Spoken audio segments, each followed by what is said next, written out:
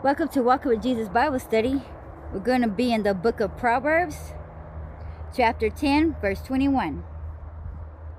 The lips of the righteous feed many, but fools die for want of wisdom. And I'm going to repeat that. The lips of righteous feed many, but fools die for want of wisdom. It is profitable to be wise and walk in the counsel of the Lord. The words you speak and the advice you give will give life and restoration to those who are in need of it. When your words are based on the word of God, you will be able to refresh the souls of many. But if your mind dwells on foolish, unfruitful things like gossip and foul speech, your words will not be profitable for anyone.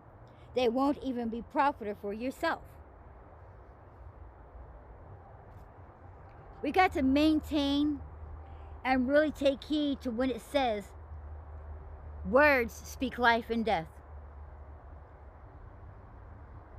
How you talk about yourself, how you address people, how you talk to people. Now, we don't have to like everybody, but you're supposed to love everybody. And I don't see a lot of people like, how is that possible? Because if you don't like them, how can you love them? It's very easy and very simple. You don't have to like them, but you can give them love. You can speak love about them. You can say, bless you. Say a prayer for them. That's showing love towards somebody. You didn't say you have to like them. I mean, you have to do pay them any heed, but you don't have to disrespect them. That's showing love. Certain things like that is loving somebody without having to like them. Now, so we all know God did not like Ishmael, but yet he still blessed him. He let him go on about himself and just go be him. But now his brother, on the other hand, he corrected a lot and put him basically almost, through hell a little bit, because he loved him and he wanted him to be like him. And by that I mean he wants all of us to be as a reflection of him. He wants us all to be holy, for he's holy. He wants us to be righteous, for he is righteous. And since we are not perfect by no means, and we are not born righteous and we are not born holy, he has to get us that way. By doing so, he has to correct us. He has to show us the errors of our ways. So therefore, we got to make sure that we are spreading kindness. And if we are to correct somebody, we are to do it with love and in love. Our words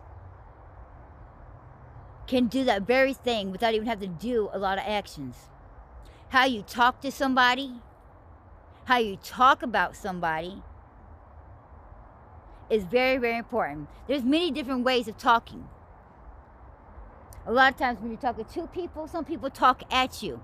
They're like, I am talking to you. No, you're talking at me. That is when you talk to somebody and you're doing it in anger and your voice level is really high and you're just spewing out words like you're going on the highway really fast, and you're just spewing them out and they literally hold no meaning, no value, and they're just full of anger. They're full of hate and meanness. That is talking at somebody. When you talk to somebody, you're using words that they can understand. Your words then produce meaning, caringness. That's when you're talking to somebody, because you want them to understand. And that's why it holds the weight of meaningness. When you're speaking hate and death towards somebody is when you're talking down on them, talking bad about them. That's speaking death. You're negatively always talking about them. That means you hold no good thoughts towards that person.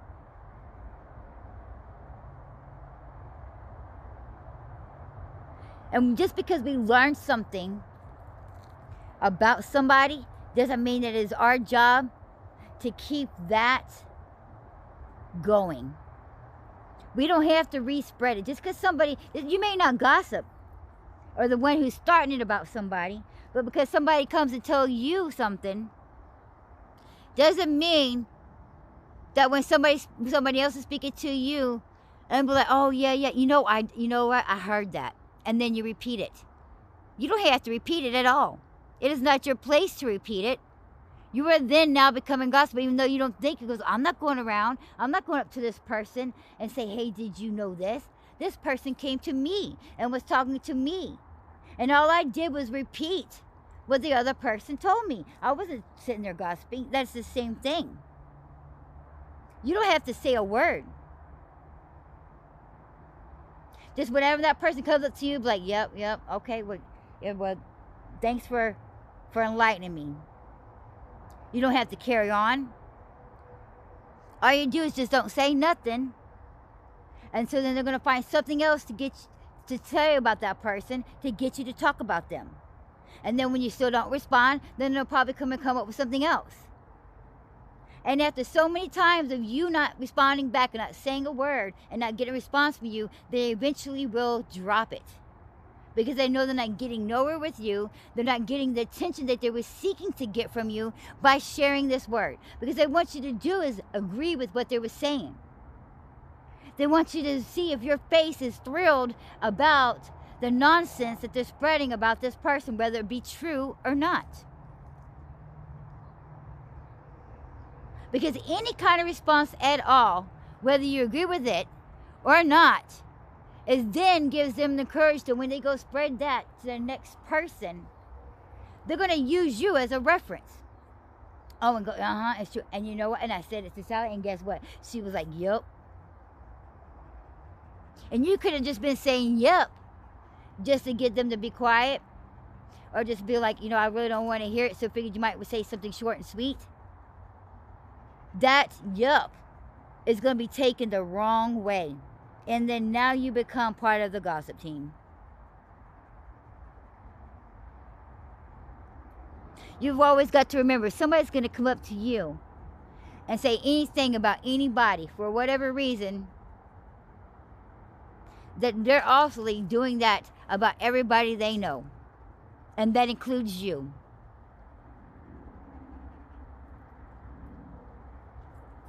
A quick way to nip that in the bud, especially at the workplace and around certain groups of people that you have to attend, whether it be even a Bible study, which Christians ain't supposed to be doing that, but believe it or not, there's a lot of women that don't know how to keep their mouth closed.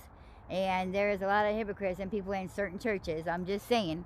But a quick way to nip that in the bud, whether it be on your bowling team, whatever, fishing team, whoever you not,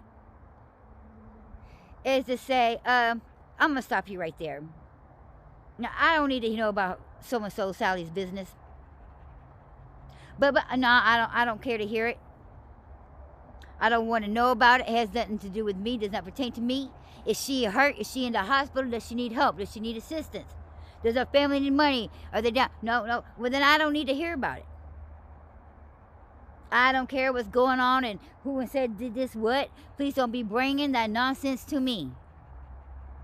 And people will quit coming to you with such nonsense.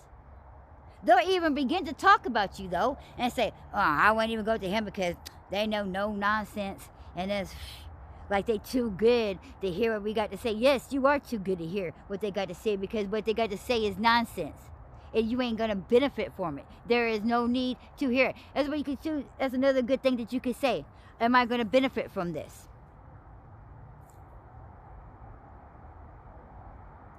Is it true? Is it a fact? Can you prove this? And if they no, then don't tell it to me. There's like 3 questions or 4 questions I think that you could perfectly ask when somebody comes to tell you something. Hold on, it was what you're about to say is true. Can you prove it? Am I going to benefit from this?